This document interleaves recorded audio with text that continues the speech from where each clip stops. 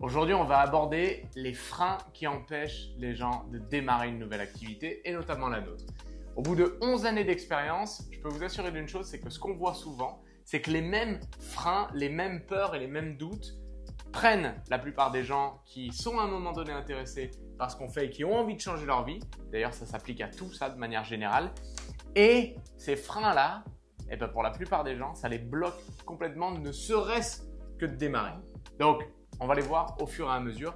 Et on démarre par le premier. Lisa, c'est lequel? C'est vrai que la première chose, moi déjà, qui me vient à l'esprit, c'est quand tu veux démarrer quelque chose de nouveau et quelque chose qui est moins connu, qui est moins traditionnel, et ben ça fait peur. Et souvent, les personnes qui connaissent pas, c'est des personnes. Enfin, quand on connaît pas, on va tout de suite émettre un jugement peut-être négatif, du genre mais t'es sûr que c'est bien sûr, mais est-ce qu'il faut quelle qualification, mais comment ça va se passer? Il y a beaucoup de choses qui se mettent en place quand tu connais pas. Et au final, quand tu apprends à connaître, quand tu te renseignes, et ben toutes ces choses-là, au final, tu te dis « Ah oui, en fait, ça va ». Et dans tout, pas que dans notre métier, je sais que quand tu vas, par exemple, à un pays que tu n'as jamais connu, que tu n'as jamais vu même en photo, parce qu'il y a des pays qui sont un peu à la mode, où tu as vu des photos, où tu as l'impression de les connaître déjà quand tu y vas. Nous, quand on est allé dans l'Ouest américain, des fois, on se disait « Mais en fait, on a l'impression d'y être déjà allé ». Mais c'est qu'on avait tellement vu de photos et de vidéos qu'on a l'impression de connaître. Mais quand tu vas dans un endroit qui est un peu, qui sort de ce qui est de l'ordinaire, et ben forcément, tu vas avoir aussi beaucoup plus de choses négatives qui vont t'impacter aussi bien toi dans ta tête, mais aussi que les personnes vont avoir un jugement négatif ou un jugement en tout cas interrogatif, mais des fois plus dans la négation, qui va permettre aussi de douter et de pas forcément te rassurer. Et peut-être avant de parler de la peur du jugement, juste une chose, c'est normal d'avoir des freins. Et là, on va les résumer au fur et à mesure de la vidéo, mais c'est tout à fait logique d'avoir des freins. Et la question, c'est pas est-ce que j'ai des freins, est-ce que j'ai pas des freins. La question, c'est est-ce que j'ai les capacités à les développer. Toutes les personnes que tu vois dans ta vie qui ont des résultats que tu aimerais avoir, c'est des gens qui avaient les mêmes doutes, les mêmes craintes, des fois à des degrés différents, mais elles étaient présentes quand même et ils ont quand même décidé d'agir. Donc le premier frein, c'est la peur du jugement. Automatiquement, comme on disait, tu fais quelque chose de différent de ce que tu as fait jusqu'alors, alors tu sors du lot, même si tu n'as encore rien fait, mais juste en prenant une décision d'essayer quelque chose, tu sors du lot. Juste le fait de sortir du lot, tu sors un peu du rang, tac, tu es celui qu'on va regarder. Tu es celui ou celle qu'on va regarder et pour la plupart des gens, la peur du jugement, elle est énorme. Et c'est un des premiers points qui est vraiment dur pour les gens d'encaisser, c'est accepter d'être jugé. Et ce qu'on voit souvent, moi je sais que je le remarque constamment, c'est que le jugement, il précède toujours les acclamations. C'est-à-dire qu'il y a toujours un moment où, avant d'être félicité pour ce que tu fais, il faut accepter une part de jugement. Ça ne veut pas dire que tu dois en tenir compte et que ça doit te toucher émotionnellement. Et ça, c'est peut-être un des points aussi, c'est que comment je peux faire pour ne pas être impacté, c'est aussi pas y attacher justement une attache émotionnelle. C'est pas parce que on me juge que ça remet en question ma personnalité, qui je suis, mes valeurs ou quoi que ce soit. C'est le jugement d'une personne par rapport à une situation qu'il ne comprend pas. Donc la peur du jugement, elle existe parce que tu sors du lot automatiquement, mais est-ce qu'elle est si grave que ça? Et c'est évidemment un travail de tous les jours et je sais que peut-être ça on peut le confirmer, mais c'est quelque chose qu'on fait nous quand on accompagne quelqu'un. C'est constant. Jusqu'à ce qu'il passe un seuil, c'est constant qu'on l'aide à se développer et à accepter ça. Et au final, quand tu as passé le seuil à pas être préoccupé du regard des autres ou du jugement des autres, et ben c'est là où tu grandis parce que une fois que tu as débloqué cette chose, dans toute ta vie, ça te permet d'avancer. Ça ne veut pas dire que tu n'écoutes pas les conseils, mais ça veut dire que tu arrives à discerner à quel conseil je vais prendre, quel conseil je ne vais pas prendre et surtout te dire au final, c'est pas parce que j'ai pris une voie différente qu'elle est pas mauvaise. Et ça peut t'amener et qu'elle est mauvaise, voilà. Et justement, ça peut t'amener à chaque voie différente. Et c'est un peu plus dur, mais on sait aussi que derrière chaque difficulté, il y a toujours quelque chose de beau. Ce matin, on était à la maison et il y avait eu des nuages un peu cette nuit et il y avait un arc-en-ciel. Derrière chaque nuage, t'as l'arc-en-ciel et en fait, c'est une fois que t'as passé cette difficulté, t'as le moment, après t'as le soleil qui arrive et t'as le moment magique. Et c'est un peu ça notre activité, c'est qu'au début, oui, tu dois passer derrière des remarques des personnes des fois que tu aimes, mais c'est dans chaque difficulté comme ça veut pas dire te disputer avec ces personnes, mais juste leur expliquer ton point de vue et montrer par des faits. Et on a des faits de pourquoi ça marche et comment ça marche. Ça permet après d'avoir le soleil derrière. Et c'est vrai qu'un autre point aussi qui peut être le deuxième frein qui peut t'empêcher de démarrer, c'est aussi un peu la pression sociale.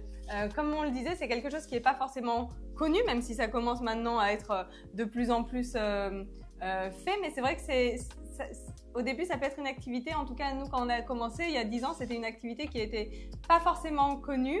Et quand on sort, Mathieu était en master, donc il avait fait des études. Moi, j'ai été infirmière, donc j'avais fait aussi un peu des études. J'avais le statut de fonctionnaire, donc il y a quand même des petits avantages. Et par rapport aux personnes qui nous entouraient, on prenait un risque énorme de sacrifier, en tout cas de ne pas aller au bout de nos études ou de nos carrières et de faire un choix qui était méconnu et pas forcément courant. Ouais, et cette pression sociale, elle vient de différentes formes. Mais c'est clair que pour Lisa, c'était typiquement, tu es fonctionnaire, tu as fait tout ça pour être fonctionnaire, mais waouh, tu vas pas gâcher ce que tu as fait jusqu'à maintenant pour aller faire une petite activité où on ne sait pas trop ce que ça va donner.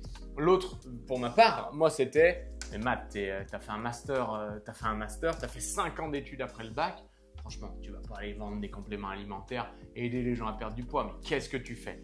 Et la pression sociale, elle vient souvent de l'entourage proche, forcément, parce que ce qu'il faut comprendre, c'est que les gens, ils te connaissent d'une manière, et dès que tu fais un changement assez conséquent, ça vient perturber et ça vient déranger la vision qu'ils ont de toi.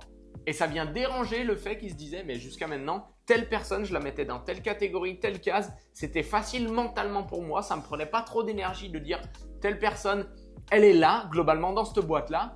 Et là, quand tu sors un peu de la boîte, attends, non, c'est pas le problème, c'est pas ton problème. C'est le problème que ça vient me perturber moi.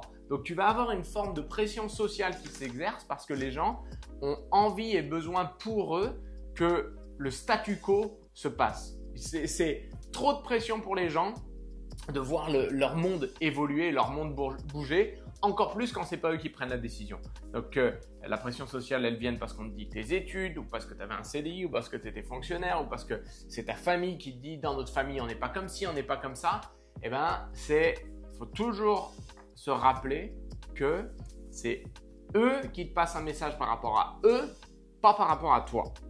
Parce que tu perturbes leur calme, leur statu quo, et pas parce que tu es en train de changer les choses pour toi. Troisième frein, c'est la sécurité.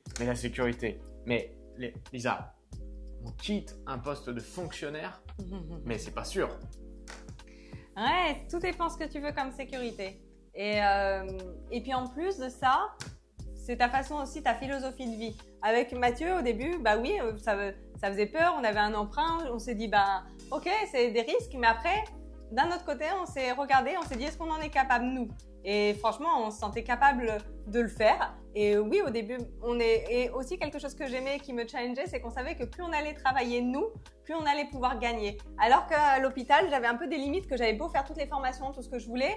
Et finalement, oui, c'était mieux parce que c'était un investissement pour moi, pour mes patients. Donc bien sûr, c'est pas qu'en termes d'argent, mais malgré tout, tu restais dans la grille. Ouais, je pouvais pas non plus évoluer, même si je faisais des formations et tout ça, c'était pour moi. Mais en tout cas, dans mon métier, ça allait pas changer grand chose que j'évolue personnellement. Alors que là, avec Mathieu, on s'est vraiment dit, si on apprend, si on évolue et si on travaille constamment sur nous-mêmes, eh ben on va pouvoir gagner plus, oui, financièrement, mais aussi gagner plus dans notre métier, accompagner plus de monde. Et c'est ça aussi qui est challengeant et ça donne de l'adrénaline et de la raison aussi de te réveiller et de travailler parce que tu sais que toutes tes actions que tu mets en place, c'est pour un résultat et que ça va payer. Et en plus de ça, la dernière chose sur la sécurité, c'est que bien sûr, c'était un investissement sur nous qu'on a dû faire. Et c'était aussi, on sait que le travail qu'on fait, à chaque moment qu'on fait un travail, on sait que les résultats, aussi bien du nombre de personnes qu'on accompagne, par exemple le club qu'on a ouvert là il y a 1 an, on sait que c'était pas au moment qu'on l'a ouvert que ça allait payer, qu'on allait avoir des personnes qui allaient venir. On savait que c'était un travail à faire et qu'il fallait être régulier et que les actions allaient payer régulièrement. Mais on sait aussi que maintenant, avec le travail qu'on a fait sur 10 ans, ben, on a beaucoup plus de sécurité parce qu'on a un impact beaucoup plus grand sur les personnes qu'on a accompagnées, sur l'équipe qu'on a formée. On a une 60aine de clubs de nutrition qui s'est ouvert dans toute la France. Donc la sécurité, on l'a parce qu'on a des personnes qui sont investies, qui travaillent et on a un projet. Et donc on a cette sécurité. Et en plus de ça, oui, on a la sécurité, la même qu'on avait avant dans notre métier, qu'on a construite parce que c'est sur des bases solides. On a travaillé avec ces personnes-là, on les connaît. Et donc on a construit quelque chose ensemble avec une équipe, pas juste Mathieu et moi, ou pas juste moi en tant qu'infirmière à mon hôpital où j'ai construit ma carrière. Non, on a construit avec toute une équipe nos carrières à tous et donc bah, forcément des revenus plus élevés, plus de temps. Comme on gère notre carrière, et ben on gère aussi nos heures où on veut travailler, on gère aussi notre rythme, on gère les instants où on veut travailler fort, les instants où on a besoin d'être en famille, les instants où on a besoin de se reposer. Et finalement, on n'a pas besoin de demander l'avis à qui que ce soit et c'est nous qui gérons ce rythme-là et en tout cas, ça nous correspond. Mais c'est comme tout, il faut passer par le moment difficile pour avoir après le beau temps derrière et des résultats plus grands qu'on aurait pu l'avoir dans notre carrière précédente, quoi. Et je vais te dire un truc qui pour moi est clé à comprendre. Et honnêtement, je trouve que si tu comprends ça, beaucoup des choix de ta vie et beaucoup des choix de notre vie sont différents depuis qu'on a compris ça. La sécurité, c'est une illusion. Je vais expliquer pourquoi. Tu peux augmenter tes chances et tes probabilités à fond que certaines choses ne se passent pas. Mais la réalité, c'est que demain, il peut t'arriver un problème. Tu peux avoir un problème de santé, tu peux avoir ton job, tu peux le perdre. Tu peux être viré parce que tu as fait une faute professionnelle. Ta carrière, elle peut en prendre un coup. Tu peux te faire voler ton compte en banque. Tu peux te faire cambrioler chez toi. Il peut se passer des choses que tu ne peux pas empêcher et que tu ne peux pas prévoir. La sécurité, c'est qu'une illusion. Et la réalité, c'est que moi, ce que j'aime de notre activité, c'est qu'elle nous renforce, elle nous stimule. Et par stimuler, j'entends qu'elle nous maintient alerte. Et le fait d'être alerte fait que tu peux t'adapter à certaines situations. Évidemment, je ne dis pas que si demain on a un vrai problème, on va le prendre avec le sourire et tout sera parfait, tout sera positif. C'est une certitude que non. Mais la question, c'est est-ce que je développe des capacités de me renforcer et de renaître de mes cendres? Et pour beaucoup de gens qui visent la sécurité et le confort, la réalité, c'est qu'en fait, tu es un petit peu en train de te contracter, de te rendre trop confortable et au moment où viendront les problèmes, parce qu'ils viendront inévitablement, et ben tout ce pourquoi tu avais investi dans ta sécurité, dans ton confort, tu te rends compte qu'ils te desservent profondément au moment où les problèmes arrivent. Donc la sécurité, c'est une illusion. C'est une illusion et dès que tu t'en rends compte, tu comprends que le meilleur atout, c'est encore toi.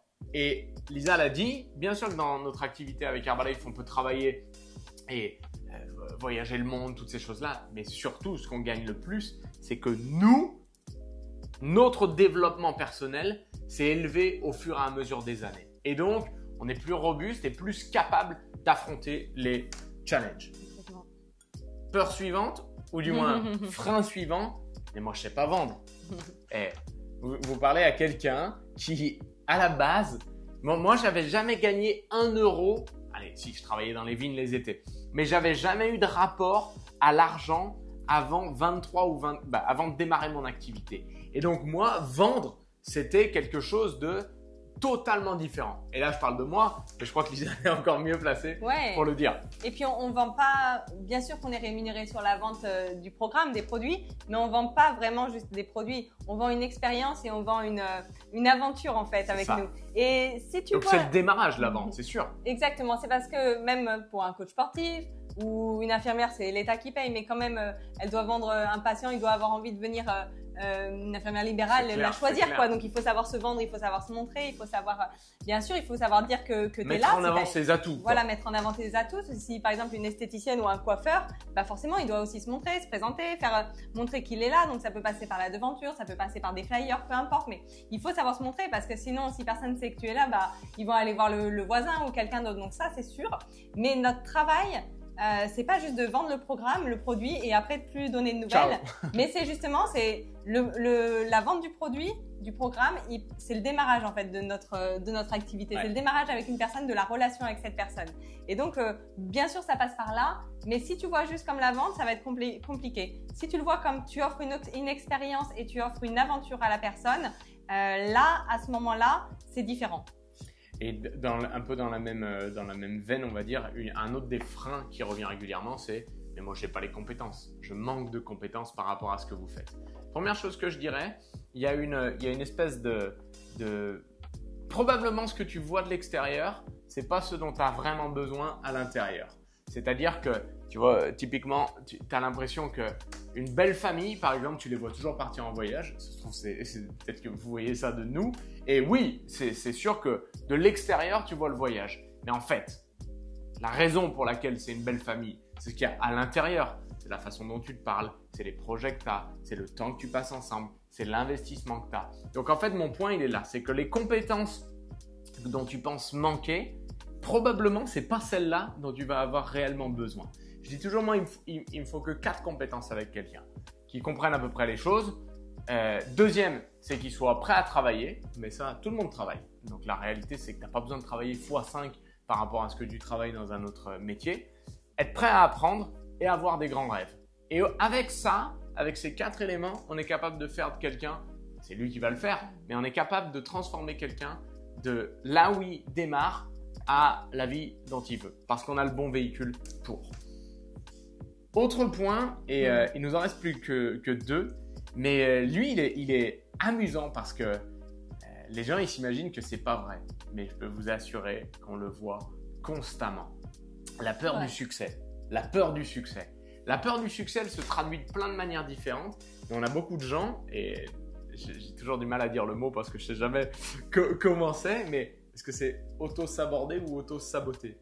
Saboter. Bon, les gens se sabotent eux-mêmes. Ça veut dire que quand ils commencent à… Regardez, on l'a tous vu. Tu as quelqu'un qui commence à aller à la salle de sport, il commence à avoir des super résultats, etc. Et dès qu'il approche de la phase où, en gros, s'il bascule, à vie, il sera en forme, mais la plupart des gens, ils ne le font pas et ils reviennent à leur niveau de base. La peur du succès, c'est quelque chose d'énorme. Et nous, la façon dont on la traite, j'allais dire, et ça, c'est inhérent à notre activité, c'est que c'est une activité… Certains disent souvent que l'activité Herbalife, c'est une activité de coaching, mais c'est une activité de développement personnel déguisée dans une affaire de coaching. C'est-à-dire qu'un client qui perd 10 kilos, oui, on l'a coaché pour qu'il perde ses 10 kilos. Mais la réalité, c'est que ce que ça change pour lui, pour sa vie, pour qui il est, de perdre 10 kilos, plus de confiance en soi. C'est 10 fois plus. Ouais, c'est ça. Non, t'as complètement raison. C'est beaucoup plus que… Bien sûr, c'est 10 kilos, mais c'est pas 10 kilos qui changent. Notre but, c'est pas juste de montrer des photos avant-après, mais c'est que derrière chaque photo avant-après, bah, il y a beaucoup d'émotions qui se passent derrière. Il y a de la confiance de repris. Il y a peut-être aussi juste de se mettre au sport. C'est pas juste de faire du sport pour avoir les fesses bombées. C'est aussi, bien sûr, ça passe par là parce que ça te fait toujours plaisir de te regarder dans le miroir et c'est important pour l'estime de soi. Mais, hein, Mathieu? Mais c'est aussi de te challenger, de te pousser un peu, C'est aussi tout ce que ça t'apporte quand tu as fait du sport, tu te sens bien, tu te sens respirer, tu te sens vivant, quoi. Et toutes ces choses-là, et ben c'est aussi ce qu'on essaye. Ça passe nous par notre programme nutritionnel parce que c'est comme ça qu'on a décidé. Mais c'est aussi tous ces changements aussi de vie qui vont apporter beaucoup plus à la personne. Et des fois, et ben ça peut, même si c'est positif, ça peut faire peur. Tu sais quoi, dans les exemples récents, qui est-ce qu'on… On va en parler. La maîtresse de nos filles à l'école, elle a perdu 5 cm de tour de cuisse, c'est ça? Ouais. Juste en quelques jours, en une petite semaine.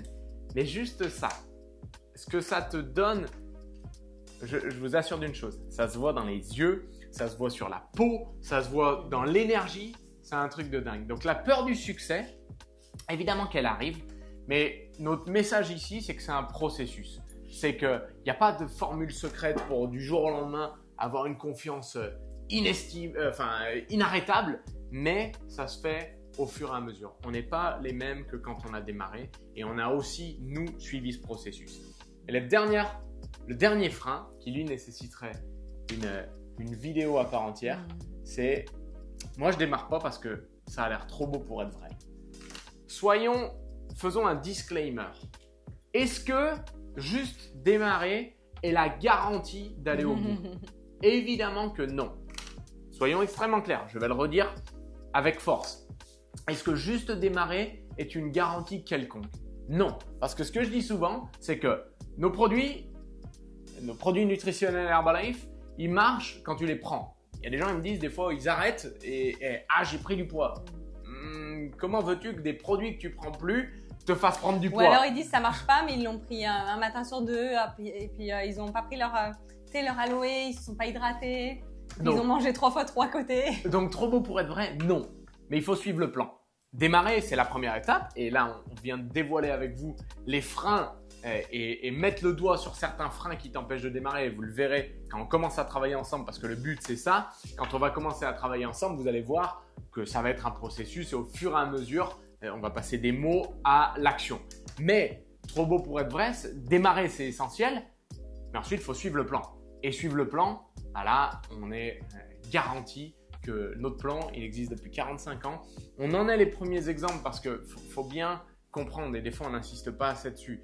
Nous, sans cette opportunité, tu sais, des fois Lisa, les gens ils disent ouais mais vous c'est génial ce que vous faites, qui vous êtes, etc. Les voyages, la famille, machin. Mais en fait nous, et je ne vais pas nous enlever du crédit, mais c'est pas nous la star du truc, c'est notre modèle.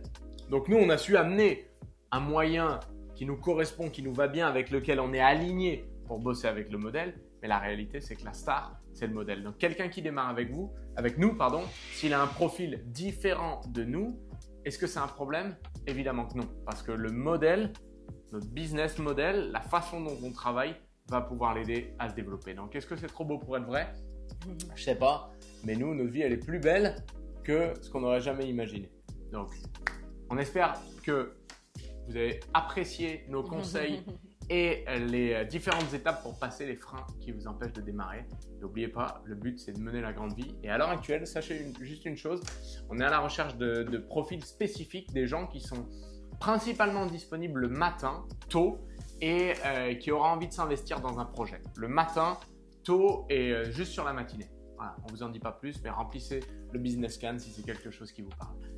On espère que vous avez pris de la valeur, tout simplement.